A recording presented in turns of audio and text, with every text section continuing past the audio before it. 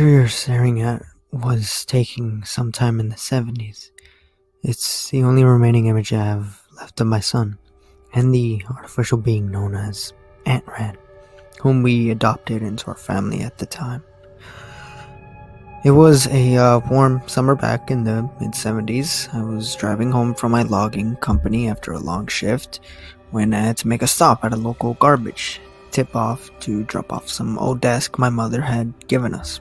Something caught the corner of my eye as I bent down, and upon closer inspection was shocked to see what I originally thought was a doll was a plastic outer shell with metal limbs, and more shockingly, a humanoid face with cold, dark eyes. I'll be honest to say, I was curious at the time and incredibly impressed with the workmanship, so I didn't think twice before placing it carefully along the back seat of my car and took it home. My son's interest was almost as intense as mine. We bonded over the course of a few days, opening it up, looking at its circuitry, and seeing if anything had been misplaced or broken. Eventually, to our surprise, the being, or android, seemed to come to life. Its eyes displayed a somewhat sentient tint to them. Its limbs turned, its hand gripped, and after a few moments, it managed to stand on its own accord. Needless to say, we were scared, yet fascinated. Who could have created such a wonderful and remarkable piece of work? I thought to myself. It wasn't until a few weeks later that I realized this wasn't a toy or a doll. It showed incredible signs of intelligence and thinking ability. It learned to do everyday things, such as taking the trash out, playing with my son's toy. He even had a favorite, a small red car that he'd drive along the kitchen counters. It learned to mimic our ways, trying to eat a fork despite having no digestive system, moving its mouth despite lack the ability to speak. I knew this was something. Perhaps a military piece of hardware or a private project. I knew I should have handed him in, but when I watched my boy play with it so happily, his face lit up. I couldn't do it. He'd always been so lonely. This was one of his only friends. What kind of father would I be to deny him the right of happiness? It couldn't hurt to allow him to keep it for a while, right? Well, we named him Antran, which was the print in capitals written in small font across his back. A few months passed quickly and family life seemed to be improving.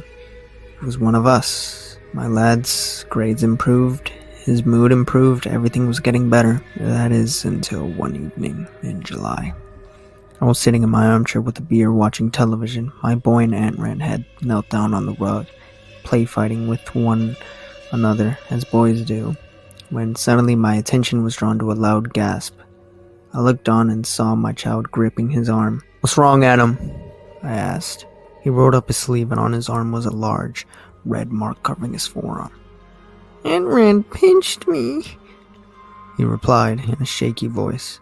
The mark was indeed red. It would soon bruise into a swollen purple lump.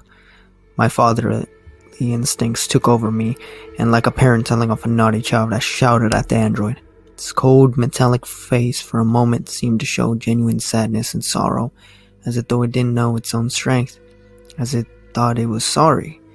Its lips moved, whether it was trying to muster up the words to apologize, through language, or merely coping off what I was doing.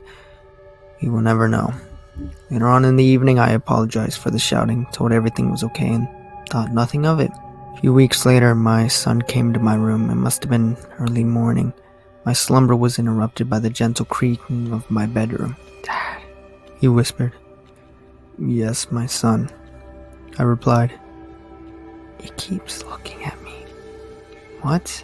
What does?" I asked him, though tired eyes. "Antran, he keeps looking at me at the end of my bed." My voice trembled fearful. I could tell something wasn't right. I noticed him rubbing his other arm and immediately called him over. Pulling his sleeve, my heart sank. More bruises. Must have been 4 or 5, all the way up to his small arms. "Take off your shirt, Adam," I asked. Trying to keep calm, I could feel a cocktail of emotions rising with me. Panic, fear, anger. He took off his shirt as the waist pulled over his small head. My heart sunk further and my eyes welled up. Before me, My son stood, his small frame coated in bruises, different sizes, different shades of brown and purples. Immediately I got up and stormed to Adam's room. Nothing. I shouted at the top of my lungs for the being, looking under the bed out of the closet bedroom window. Nothing. Suddenly a knock from above us, then hard footsteps. "It's in the loft," I whispered, my eyes to the heavens.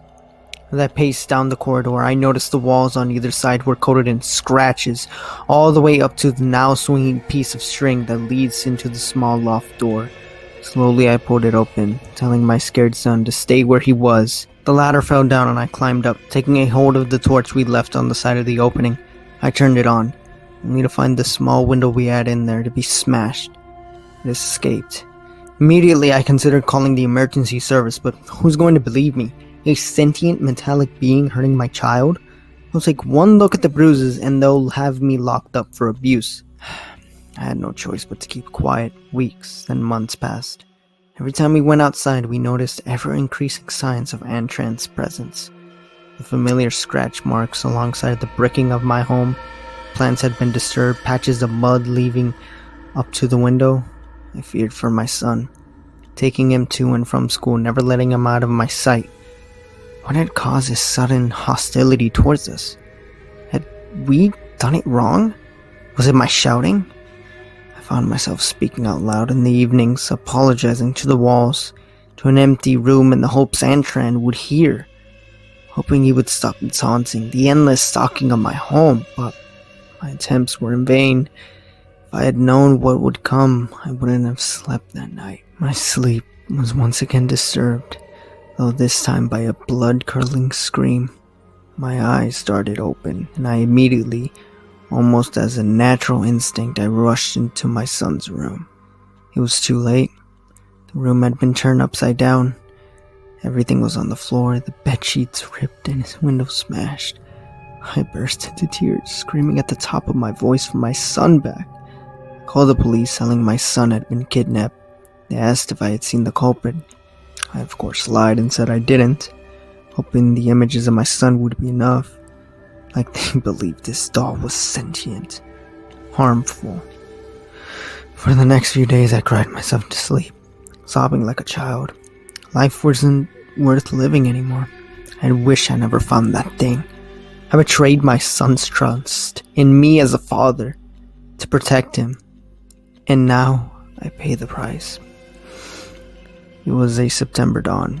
I was sitting in my armchair drinking when I heard the pantry door creak open. "Adam?" I called, rushing to the kitchen. Again, nothing, except there on the kitchen counter, Antran's favorite red toy car.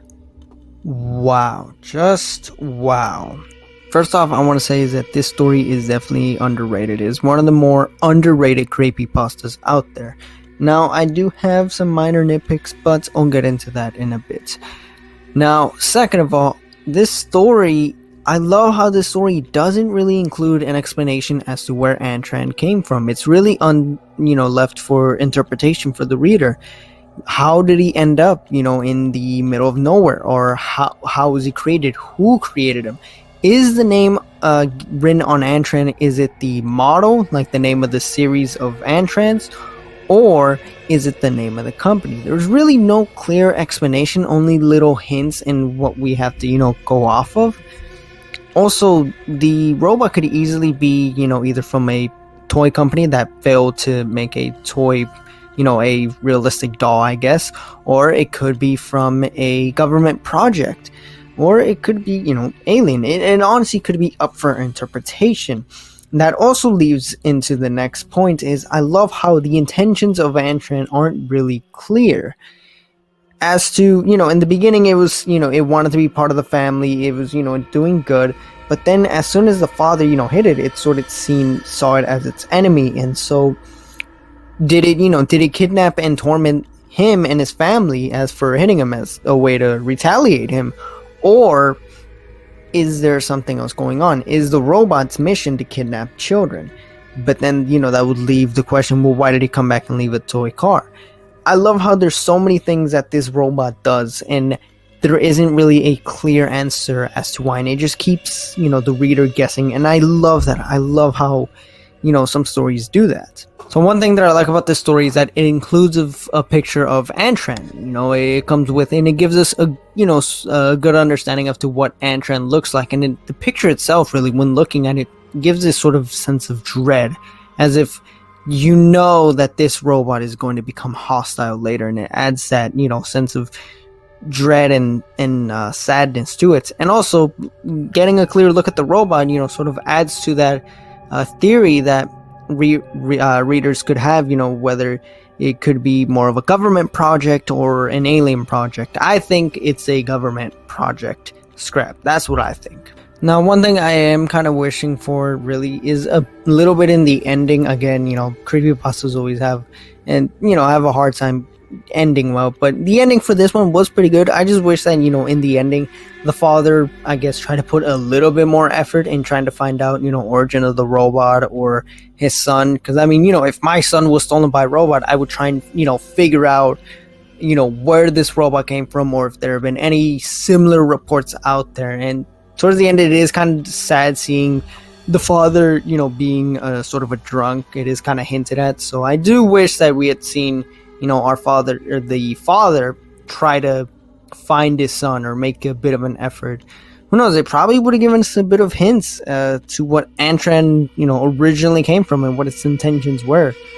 But yeah, that's really my thoughts on Antran. Again, like I said, check out this story. This story is really underrated and pretty good. So yeah, that's really my thoughts on the story. And with that being said, thank you guys for watching. Like, comment, subscribe. Don't forget to check out my other social medias. They will be in the description below, as well as the original story. And do check it out. It's really good. And with that being said, I am out.